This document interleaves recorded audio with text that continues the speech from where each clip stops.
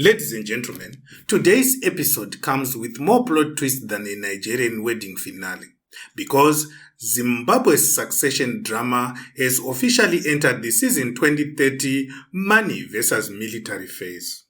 And trust us, the scriptwriters are not holding back. On one side of the ring, we have Kudakwashe Tagwirei, that quiet billionaire who always looks like he knows who will be president before the president himself figures it out. On the other side, we have Mnangagwa, busy rearranging the military like mismatched furniture in a rented flat while whispering 2030 must happen, come rain, drought, or SADC observers. But as always in Zimbabwean politics, nothing is isolated. Every scandal is a sequel, every appointment is a signal, and every donation has a receipt that leads straight to the throne. Let's begin with the billionaire who doesn't campaign, but somehow campaigns harder than everyone. Tagwirei.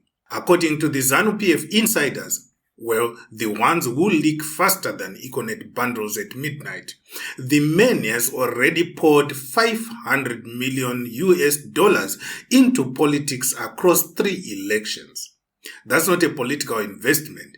That's a merger and an acquisition of the entire succession process. The ordinary voter is out here counting Zig coins, while Tagwirei is out here delivering 300 Ford Rangers to Central Committee members like Oprah. You get a Ranger, you get a Ranger, everybody gets a Ranger. And just as we were still processing that, Mnangagwa suddenly retires General Valerio Sibanda, a man whose retirement timing feels about as natural as a ZANU-PF apology. Now, here is where money meets the military. Let's teach these two worlds together because they are very connected. While Tagwirei is decorating the entire province of Harare with solar boreholes, clinics, empowerment projects, funeral policies, and spiritual incentives for war veterans, Mnangagwa is busy editing the military command structure like a man who suspects the last group of generals didn't quite love his 2030 dream as much as he does. Analyst Ricky Mkonza summed it up nicely. Sibanda didn't retire. He was moved to a more strategic location, a location also known as the political front lines. Because in Zimbabwe, generals don't retire, they simply change uniforms. Now, let's get to the real battle. Chiwenga versus Tagwirei versus 2030. And here's where everything begins to overlap like a Venn diagram of paranoia. Tagwirei wants influence and possibly the crown. Chiwenga wants what he was promised in 2017, the keys to the State House.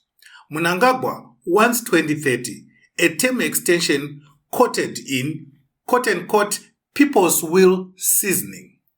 The military wants to stay close to whichever faction looks coup-proof this week.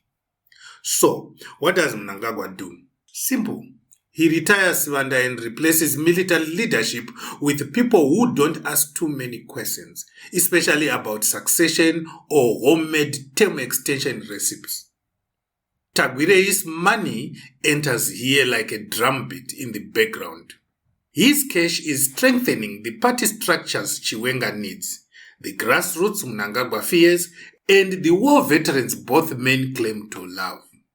Wherever Tagwirei walks, loyalties soften like butter in a Zesa outage.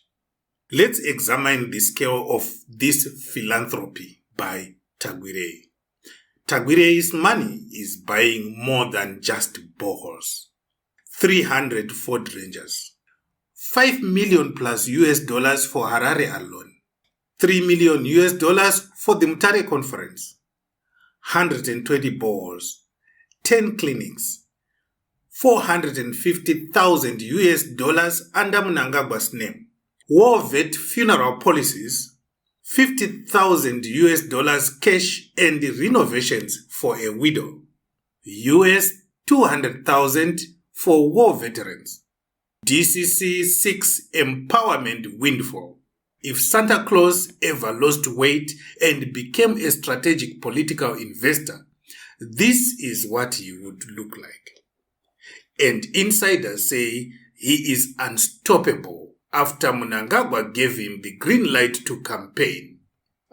So the plot thickens. The billionaire isn't freelancing. He's been authorized. Meanwhile, Chiwenga, the man whose middle name might as well be 2017, is watching his empire being eaten alive by rangers, boreholes, and funeral policies. Then we swing back to Sibanda's retirement. Analysts warn that the retirement is not a bureaucratic shuffle. It's a factional chess move.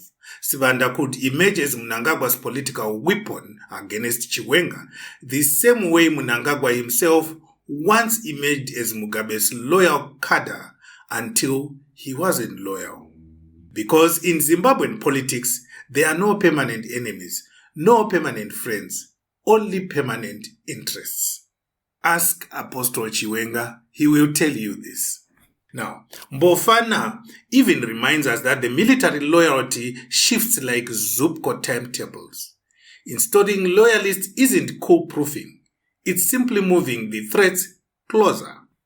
Mnangagwa is trying to rearrange the military to align with his 2030 fantasy.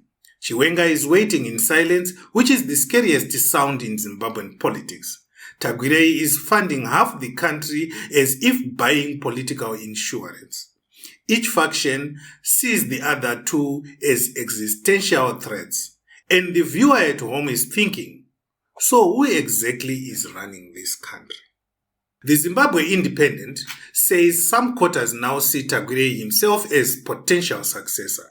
Well, of course, if you have spent $500 million on the party, the leadership, the structures, the military, the poor, the rich, the churches, the ministers, and the conferences, eventually someone will say, why don't you just take the presidency as change? And this is when Chiwenga's silence becomes louder. This is when Mnangagwa's reshuffles make sense. This is when Sibanda's retirement becomes a plot twist. Zimbabwe is entering a political triangle. Mnangagwa's 2030 dream versus Chiwenga's unfinished 2017 promise versus Tagwirei's financial empire. The winner will not be decided by votes, manifestos, or public sympathy. It will be decided by who controls the military, who controls the money, and who controls the party structures when the music stops. And right now, all three forces are in motion, quietly, strategically, nervously. The nation is watching, and so are we. Ladies and gentlemen, what are your thoughts on this triangle of forces between Tagwirei, Chiwenga, and Mnangagwa?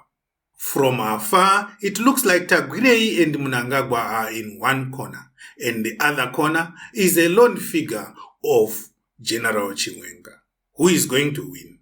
Put your comments in the comment section, please.